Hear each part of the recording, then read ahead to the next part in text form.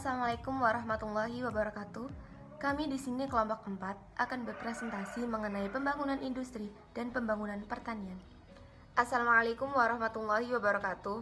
Perkenalkan, nama saya Alfia Tunisa, NIM 2020 310016. Di sini saya akan berpresentasi tentang kebijakan pembangunan industri nasional. Kebijakan industri diartikan sebagai penggunaan kekuasaan dan sumber daya pemerintah untuk menjalankan suatu kebijakan untuk memenuhi kebutuhan sektor atau industri. Faktor masuknya adalah salah satu bentuk regulasi pemerintah untuk mencapai kebijakan makroekonomi yang pada akhirnya diharapkan akan menghasilkan daya saing sektor industri atau perusahaan tersebut. Analisis kebijakan meliputi konflik kebijakan-kebijakan, konsistensi internal, dampak terhadap masyarakat dan lingkungan, konsekuensi politis, dan lain-lain. Analisis kebijakan ini mencoba memberikan informasi tentang konsekuensi dari setiap tindakan. Assalamualaikum warahmatullahi wabarakatuh. Perkenalkan, nama saya Siti Hiria, NIM 2020 310070. Di sini saya akan melanjutkan presentasi dari teman saya. Peran pemerintah. Pada dasarnya, pemerintah tidak berperan sebagai faktor penentu bagi keunggulan daya saing suatu wilayah. Peran pemerintah hanya sebatas mempengaruhi kondisi permintaan serta mengatur perdagangan. Dengan kata lain, pemerintah tidak dapat menciptakan keunggulan daya saing. Peran pemerintah adalah sebatas memperbaiki atau menurunkan keunggulan daya saing tersebut. Pengaruh yang dapat diberi pemerintah terhadap keempat faktor penentu keunggulan daya saing adalah: yang pertama, kondisi faktor dipengaruhi melalui subsidi kebijakan pasar modal, kebijakan pasar modal, kebijakan pendidikan, dan sebagainya. Yang kedua, kondisi permintaan dipengaruhi melalui penentu standar produk unggulan lokal yang mempengaruhi kebutuhan pembeli, termasuk pemerintah yang juga merupakan pembeli beberapa produk-produk kosmetik. Yang ketiga, industri pendukung dan industri terkait dalam suatu wilayah dapat mempengaruhi dan dapat dipengaruhi oleh pemerintah dengan cara mengontrol media periklanan atau regulasi. Yang terakhir, strategi perusahaan, struktur, dan persaingan dipengaruhi oleh pemerintah melalui berbagai perangkat seperti regulasi pasar modal, kebijakan pajak, dan antitrust. Bismillahirrahmanirrahim. Assalamualaikum warahmatullahi wabarakatuh. Perkenalkan, nama saya Irfan, NIM 2020 310069. Di sini saya akan membahas formulasi kebijakan. Analisis pada tahap formulasi kebijakan diarahkan untuk membuat, yaitu identifikasi tujuan utama serta bagaimana tujuan-tujuan tersebut terkait dengan masalah yang ingin diselesaikan. Identifikasi alternatifnya untuk mencapai tujuan-tujuan tersebut adalah evaluasi alternatif dari sisi manfaat dan biaya rancangan kebijakan berkaitan dengan pemilihan kebijakan yang paling tepat untuk menyelesaikan masalah yang telah didefinisikan untuk mencapai tujuan tertentu. Dengan demikian, kriteria kunci dalam pemilihan kebijakan adalah efektivitas, sedangkan kriteria lainnya adalah efisiensi. Kebijakan merupakan cara menghadapi masalah dan mencapai tujuan. Isu pertama mengenai kebijakan berkaitan dengan siapa yang akan melakukan dan bagaimana caranya. Sedangkan isu yang kedua berkaitan dengan implementasi. Pada dasarnya, pemerintah memiliki berbagai kebijakan yang dapat dipilih untuk menyelesaikan masalah itu dan mencapai tujuan kebijakan-kebijakan. Materi selanjutnya akan disampaikan oleh teman saya. Sekian, terima kasih. Assalamualaikum warahmatullahi wabarakatuh. Perkenalkan, nama saya Yunus Nanggor, NIM 2020 310042. Saya dari kelompok 4 ingin mempresentasikan hasil kerja saya. Pada tahap pembangunan jangka panjang, Indonesia akan menghadapi tatanan dunia yang sama sekali lain dengan apa yang kita alami sekarang ini. Regionalisme ekonomi akan muncul di mana-mana yang menumbuhkan persaingan yang kuat. Pada keadaan seperti itu, informasi dan teknologi akan menjadi alat penentu. Hanya negara yang menguasai informasi dan teknologi akan keluar dari kemelut suasana dunia yang serba tak menentu.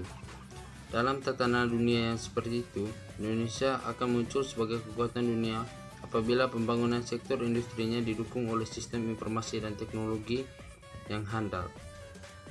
Sekian dan Assalamualaikum warahmatullahi wabarakatuh. Perkenalkan nama saya YMH Wahyudi, NIM 2017-310091. Baik, di sini saya akan membahas pembangunan pertanian. Saya akan melanjutkan dari teman-teman yang dari pertama dan kedua. Pembangunan pertanian. Yang pertama, pertanian di Indonesia penghasil biji-bijian nomor 6 di dunia, penghasil beras nomor 3 setelah Cina dan India, penghasil kopi nomor 4, penghasil coklat nomor 2 setelah Pantai Gading dan Ghana, penghasil lada putih nomor 3, penghasil karet alam nomor 4, penghasil cengkeh nomor 1, penghasil sawit nomor 2. Yang kedua, kebijakan pemerintah Indonesia di bidang pertanian mencakup beberapa hal: kebijakan harga, kebijakan perdagangan, kebijakan subsidi, kebijakan struktural, kebijakan pengaturan, kebijakan fasilitas, kebijakan intervensi.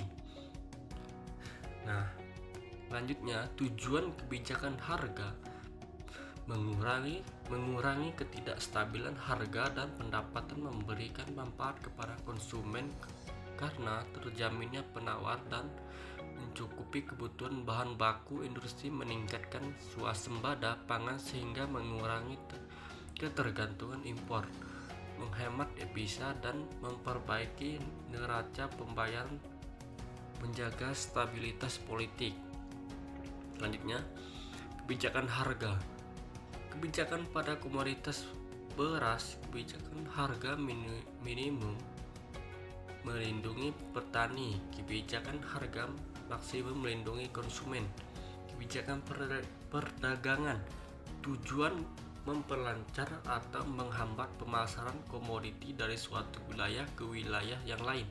Kebijakan perdagangan merupakan suatu pembatasan yang diberlakukan pada impor dan ekspor suatu komoditas untuk impor dengan memperlakukan tarif impor dan kuota impor untuk membatasi jumlah yang diimpor dan meningkatkan harga domestik di harga dunia untuk ekspor dengan pajak ekspor dan kuota ekspor untuk membatasi barang yang diekspor dan mengkondisikan harga domestik yang lebih rendah dari harga dunia.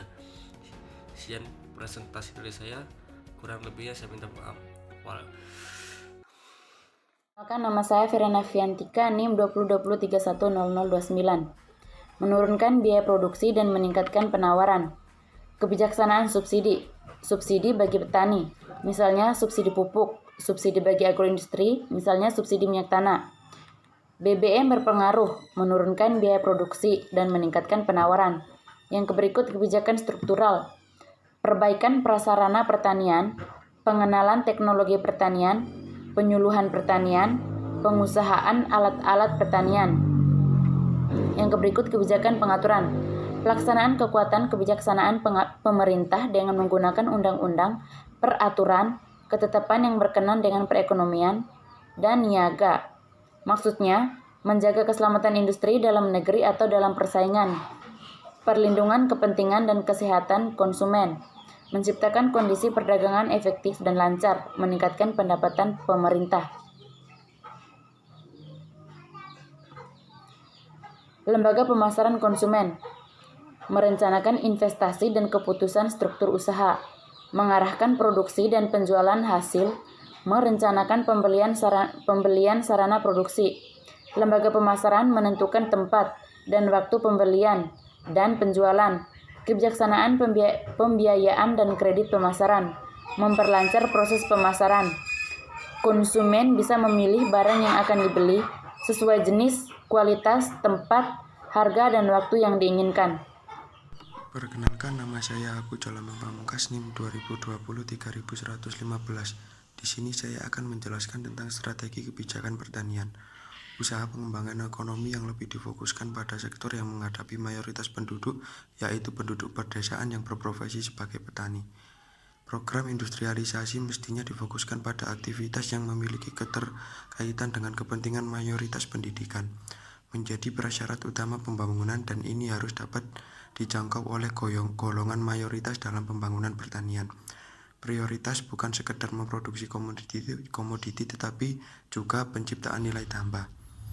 Industrialisasi harus terkait dengan kepentingan petani sebagian besar. Hasil pertanian terutama perkebunan masih diolah di luar Indonesia, misalnya karet, kakao, dan lain-lain.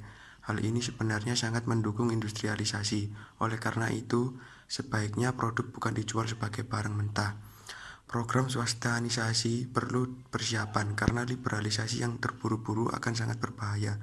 Peran dan intervensi pemerintah untuk memberi prioritas pada mayoritas tetap diperlukan, bukan sepenuhnya diserahkan pada market atau invisible hand.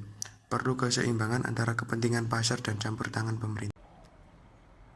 Demikian presentasi dari kelompok 4. Bila ada kesalahan kata, kami mohon maaf sebesar-besarnya.